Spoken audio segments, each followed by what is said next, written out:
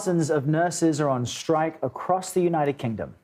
The two-day walkout comes as Britain struggles with an already overburdened healthcare system. The strikes are expected to impact roughly a quarter of the hospitals and clinics in England.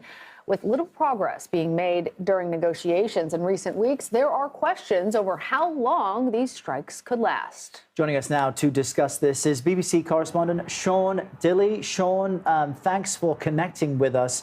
You know, we've referenced the healthcare system there as overburdened. And so that gives us a sense of what nurses and doctors have been going through, certainly during the pandemic. But just spell out for us what nurses are asking for in order to return to work and why they aren't getting what they need. Certainly will do. In just a few moments, we'll actually hear from an emergency department doctor. You may recognise his accent for the majority US viewers out there. But this isn't just about one day. This isn't just about one action. We're going to just have a quick look over the road. This is opposite Downing Street, where the Prime Minister is based, and the Department of Health, where Royal College of Nursing union members, among others, supported by other unions, are saying that the 4.75% pay rise awarded to nurses by an independent pay review body that looks at national health pay is not enough to attract new nurses. It's not enough to meet minimum staffing levels where wards are short of nurses, because they say it's not a very attractive system. You've got to remember, of course, two very different health systems, that of private health insurance in the United States and here in the United Kingdom, where it comes out of direct taxation. Yeah, Sean, it's interesting, that distinction, because obviously we here in New York have been reporting on what feels in many ways very similar with a nurses' strike here. Tell us, because that one is so much more widespread, because it is a nationalized system, what impact is this strike expected to have on what Errol's detailed as an overburdened healthcare system? Well, it's pretty significant. I'll give you an example. A couple of weeks ago in London, I jumped on and detained a robber who targeted me, stole my phone, and I possibly cracked a bit of my elbow. When I went to the emergency departments, the queues were 10 to 11 hours. And since I can grip okay, I think that's probably okay. I'm sure that would be the advice of a doctor from Maryland originally. Yes, Andrew, Baltimore. how are you doing, sir? Well, you're live on CBS in New York, where, by the way, we love the cheesecake. Oh, excellent cheesecake, excellent pizza. I miss New York pizza, yeah. Now, you're a doctor, you're not a nurse. I am a doctor, yes. But your yes. colleagues, why are they unhappy? So we're seeing strikes across the health service here. 75 years ago, the United States made a bad decision of not choosing a system like the NHS.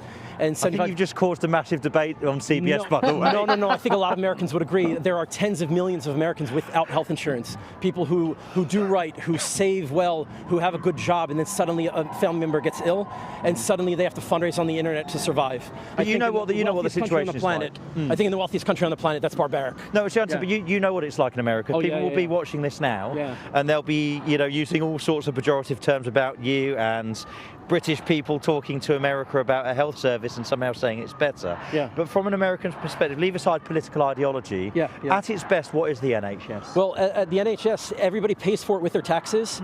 And what I love about being a doctor here in the UK is that when I see patients, I treat patients and I don't have to ask for their credit card. I don't have to worry about how they're going to pay for it. I don't have to worry about giving them a substandard treatment whereas a wealthier person might be able to afford some different medicine. Is this why nurses are paid so badly, though? Well, look, I think for the last 15 years, we've seen our nursing pay and doctor pay has dropped by 30%, and so now we have half of our hospitals are setting up food banks for NHS staff because we just can't afford to live. That's crazy, isn't it? We'll explain. Obviously, people know what food banks are in the States. These are professionals, very senior nurses, and indeed junior doctors. Because here's another thing, CBS guys watching.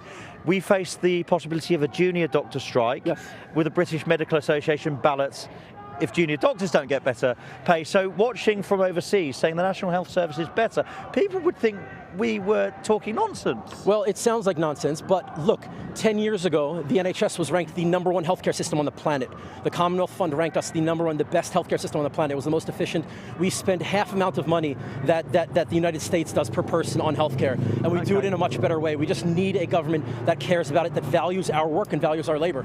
Doctor, I'm going to leave that debate for CBS viewers to have. You can tweet CBS, because I think this is a debate that people are going to have very enthusiastically engaged, but this is about whether the National Health Service that is funded through direct taxation is meeting minimum service levels of staffing, and whether it's attractive enough to meet the retention and recruitment targets that are needed if we're not to wait 11 hours for possibly cracked elbows. Back to you. That's absolutely, yeah, so fascinating, Sean, I hope they find the guy who tried to rob you, but our thanks as well to the American... Well, I detained him for 6 minutes. Good for you. You know, a really interesting discussion, and we appreciate you bringing in what is an American-born doctor there working for the NHS, making the argument that it may be more effective. That's what's in the States, despite the protests. Right, because, and that's what's so interesting, because seeing those images, you think, well, that's a system in chaos, it doesn't work, and to hear that doctor still advocate so vociferously for it. All right, Sean Dilley, appreciate it. Sean, thank you. Get better. Thank you. And thank you, Doctor. Of course, thank you.